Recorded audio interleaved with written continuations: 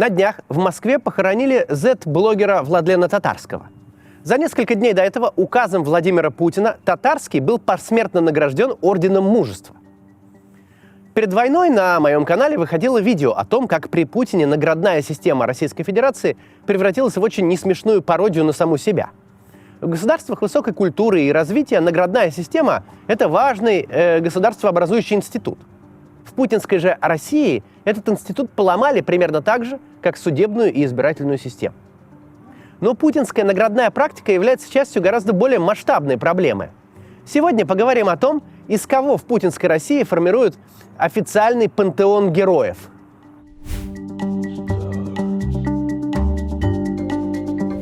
Перед тем, как напомню, прежде чем быть поднятым на пьедестал путинским официозом, Татарский прошел длинный путь. И начался этот путь с ограбления банка в украинском городе Макеевка, близ Донецка, в 2011 году. В тот же день незадачливого грабителя задержала украинская милиция. Суд приговорил Татарского, которого зовут на самом деле Максим Фомин, к 8 годам колонии. В 2014 году на украинский Донбасс стали приезжать некие добровольцы из России. Приезжали они якобы для того, чтобы спасать местных русскоязычных жителей от киевских нацистов, бандеровцев и всемогущих боевиков Дмитрия Яроша. Сейчас мы точно знаем, каждый украинский город, до которого добрались путинские спасители, стал зоной гуманитарной катастрофы. Нормальная жизнь возобновилась лишь в тех населенных пунктах Украины, откуда непрошенных спасителей смогла в 2014 году вытеснить украинская армия. Лучший тому примером Мариуполь, который до 24 февраля 2022 года был одним из самых быстро развивающихся городов Восточной Европы, и где почти все, включая самого мэра города, спокойно говорили по-русски. Однако на Донбассе все-таки были местные жители, для которых вторжение России не стало бедствием, не стало поводом бросить все и переехать из Донецка в другой украинский город. Для некоторых российское вторжение стало внезапной возможностью выбиться в люди. Так называемые народные милиции ДНР и ЛНР стали настоящим социальным лифтом для тех граждан, которые не сумели ни получить образование, ни устроиться на работу. Но, с другой стороны, вот судимость ничем не мешала такому карьерному росту.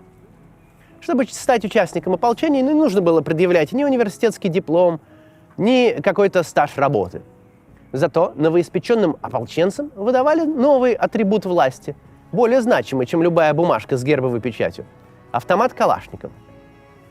Автомат позволил определенной прослойке жителей Донбасса выбиться из грязи в князи.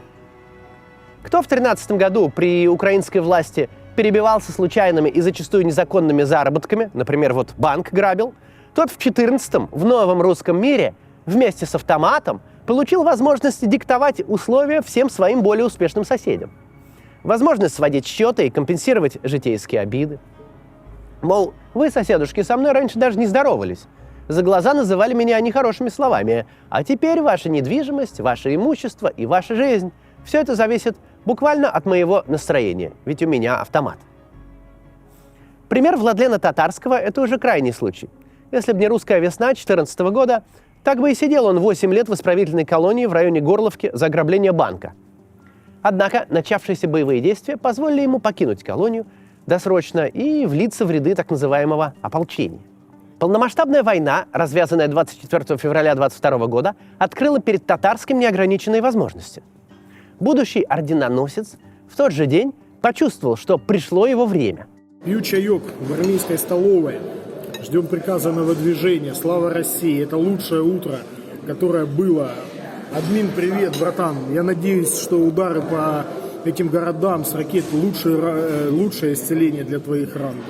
Показное людоедство, постоянное расчеловечивание украинских граждан, упоение жестокостью и вперемешку с этим эксклюзивные кадры с фронта – все это быстро сделало Татарского одним из главных голосов войны. Причем голосом по-своему независимым.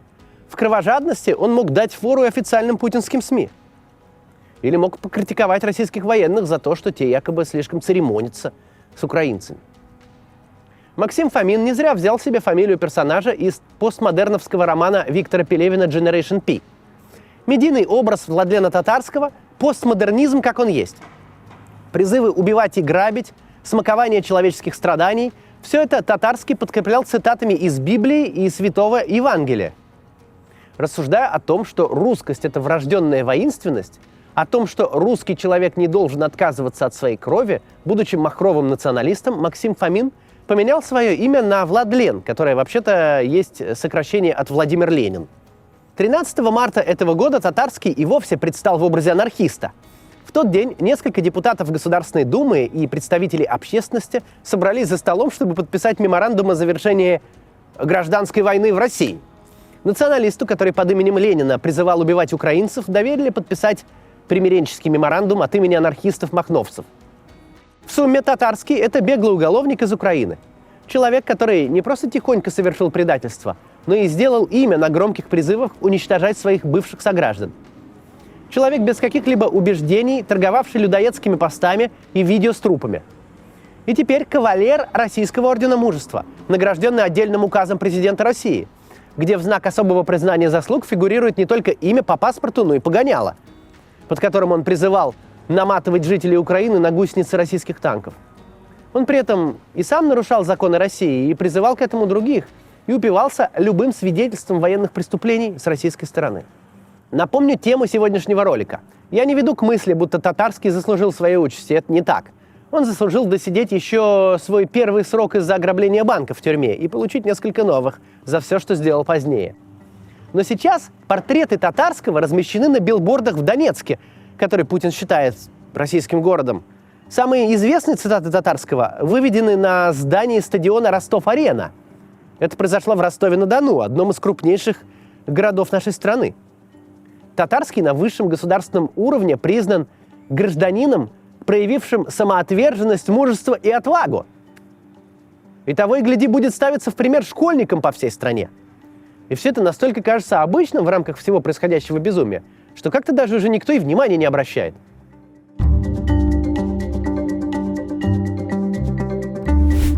Вот фрагмент интервью с Арсеном Павловым, известным как Моторола. Вот вас обвиняют в убийстве киборга Игоря Броновицкого. То есть это как можно вообще, почему меня обвиняют, Юрич? Нет, меня, блядь, я 15 пленных расстрелял. Меня все похуй, без комментариев нахуй. Хочу убиваю, хочу нет. Да. Ясно, спасибо.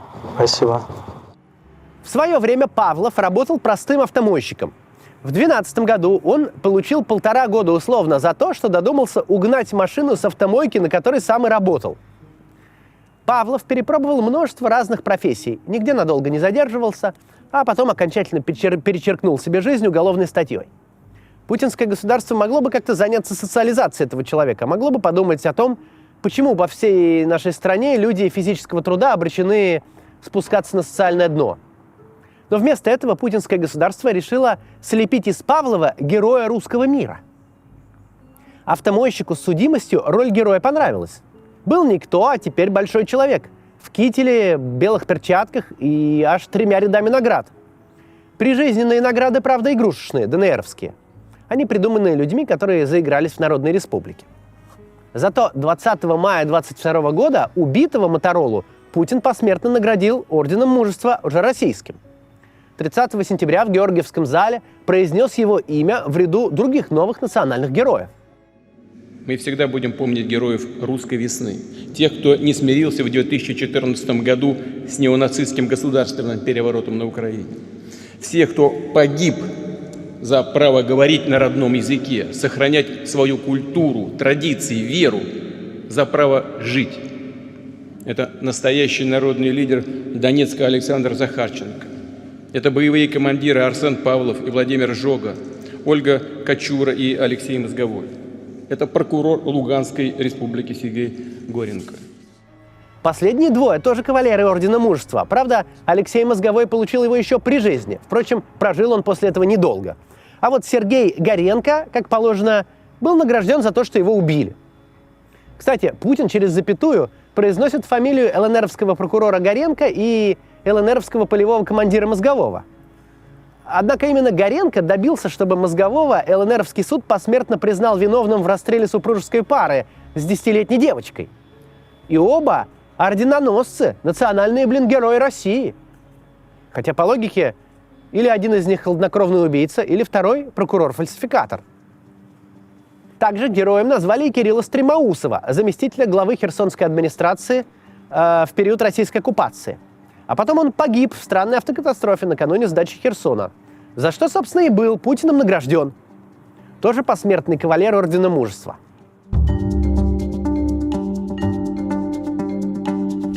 Начиная с 24 февраля 2022 года путинский официоз навязывал российской аудитории определенную псевдологику.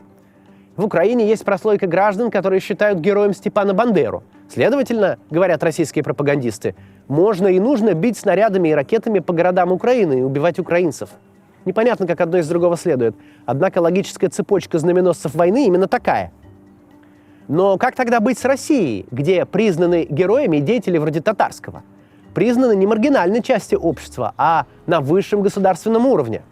Что станет с государством, где блестящие деятели культуры – враги народа, а отпетые, больные на голову уголовники – герои, образцы для подражания? Конечно, никакое государство не может взять и наказать нашу страну за то, что в России героизируются именно такие персонажи. Во-первых, Россия крупнейшая ядерная держава. Во-вторых, сама концепция, что можно начать бомбить суверенное государство только за то, что там есть какой-то неправильный дискурс, это чисто путинская концепция. Никто не будет извне ни денацифицировать, ни депутинизировать Россию под предлогом того, что ее пантеон национальных героев собран из конченных отморозков. Но с подобной системой ценностей наша страна не сможет не то что нормально жить, она не сможет даже просто продолжать свое существование. У России все еще есть шанс вернуться в норму, вернуться к какой-то адекватной ценностной системе координат, где лгать плохо, грабить еще хуже, убивать чудовищно, где война вовсе не способ самореализации, а колоссальная трагедия, которую нужно избегать всеми возможными средствами, где человек рожден для того, чтобы выражать себя в каком-то любимом деле, в творчестве, а не для того, чтобы в молодом возрасте ни за что отдать свою жизнь. И герои должны быть нормальными. Выдающиеся артисты и ученые, инноваторы. Пусть это изъезженно и банально, но пускай героями становятся космонавты. Ведь всяко лучше, когда дети в школах читают биографии живых покорителей космоса, чем мертвых головорезов. А если и будут, как исключение из правила общего, появляться посмертные герои, то пусть это будут смелые пожарные, честные борцы с терроризмом и преступностью. Но и в этом случае героическая смерть должна преподноситься как трагедия, как результат недоработки. Ведь полбеды, что в путинской России награждают последних мерзавцев. Вторая половина беды в том, что их награждают за то, что они погибли. Прекрасный образец для молодежи. Он жил как сволочь. А лучшее, что сделал в жизни, это то, что он был убит. Берите с него пример. Герой.